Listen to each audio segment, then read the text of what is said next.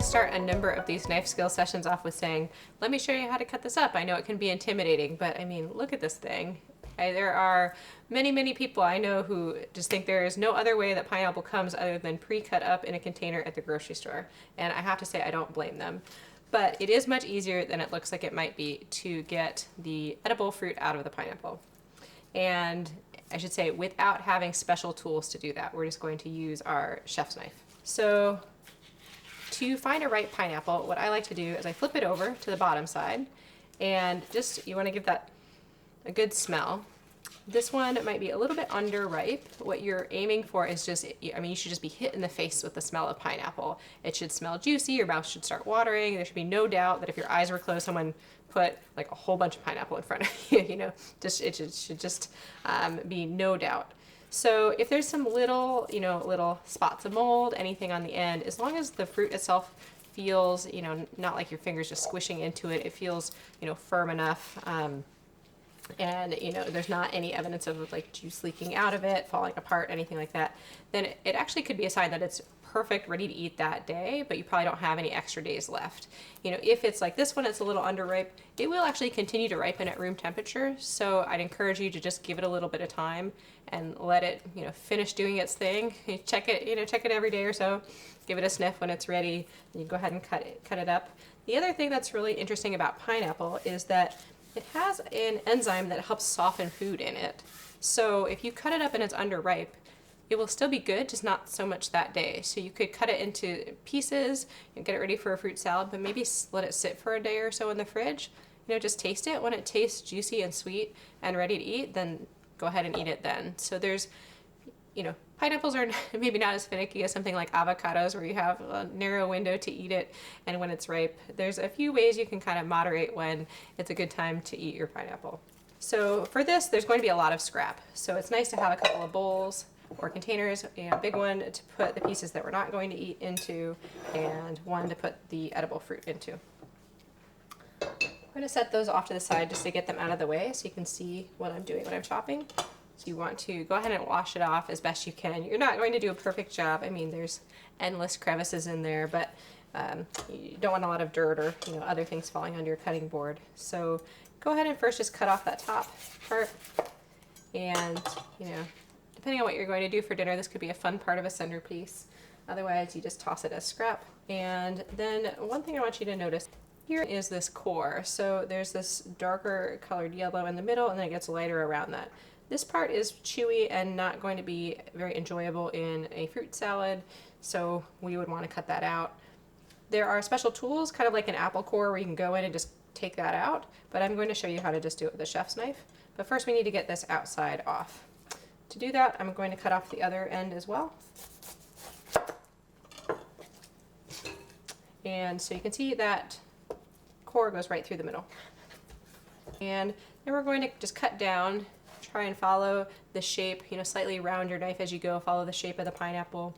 You have to go in a lot farther than you think, because if you're too, let me just show you why. So let's say you cut really shallow, you're really trying not to waste it, you know, you have this big beautiful fruit and want to have as much as possible, but unfortunately you get all these little brown spots here. Those are always in the pineapple. They're part of the flowers that created the fruit, and to get rid of them you just have to cut more deeply into the fruit. You can go in there and, you know, like try and take them out like eyes of a potato, but you're going to be there all day, so I'd encourage you to just, you know, cut a little deeper into the pineapple, and you'll get most of them out. If there's some particularly deep ones, then maybe go in and individually get those out if you want to not waste too much, but they're going to cover the whole outside of the pineapple, so you want to just cut most of them off. If I saw a little bit, just have a little more control. If you have a really sharp knife though, you can just push down like that, so just something I've gotten used to, but figure. See? Alright, so we have a lot of them out, but there's still some there, so we'll just go ahead and cut deeper. Try to show you how much you actually have to cut off.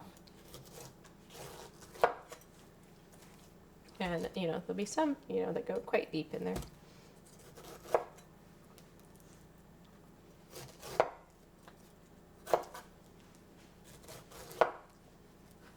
Alright. Almost there. Let's see, I'll just give it a good turn around.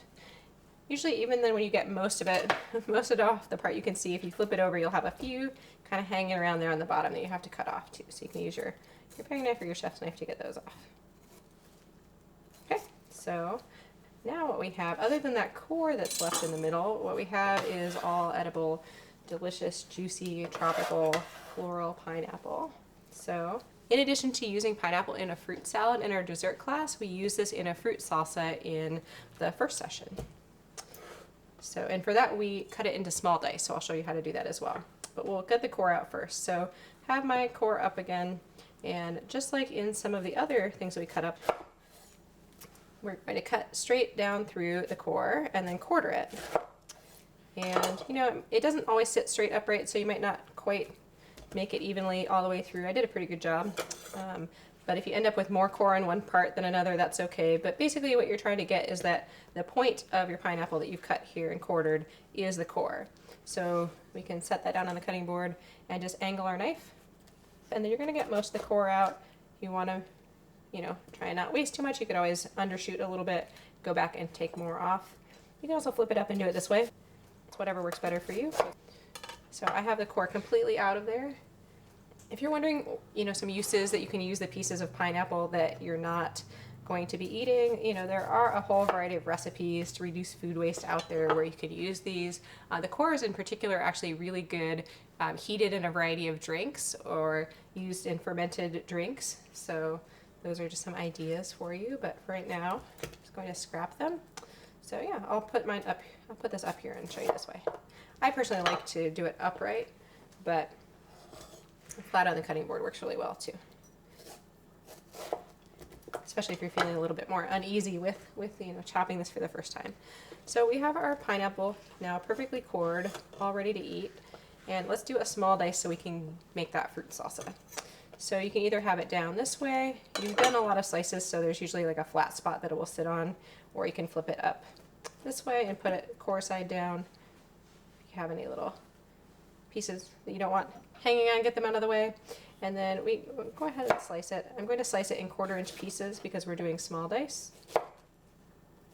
And with all that juice, it will tend to stick to your knife. If you notice what I'm doing to release it from the knife is I'll do it on a bigger piece here so you can see it.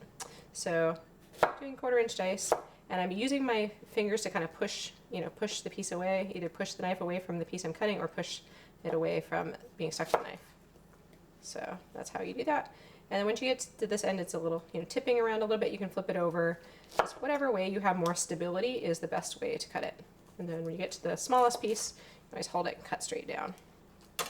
All right, so let's stack up a couple pieces here that are 1/4-inch. And then I'll just make 1/4-inch cuts, just like you've seen any other time we're dicing. They do tend to slide around a little bit because they're juicy, so you might have to secure them with your fingers. Okay, and then we have our 1/4-inch strips, so we'll turn that 90 degrees and cut 1/4-inch dice. And so there we have a perfect, you know, perfect small dice for our fruit salsa. And of course, my personal favorite is just to have big old pieces of pineapple to eat, especially when it's nice and juicy. You know, even though this was a little bit underripe, it is actually quite juicy. And so I would say that if you wanted a really incredible pineapple, if you cut this up into pieces like this, put it in a container in the fridge overnight.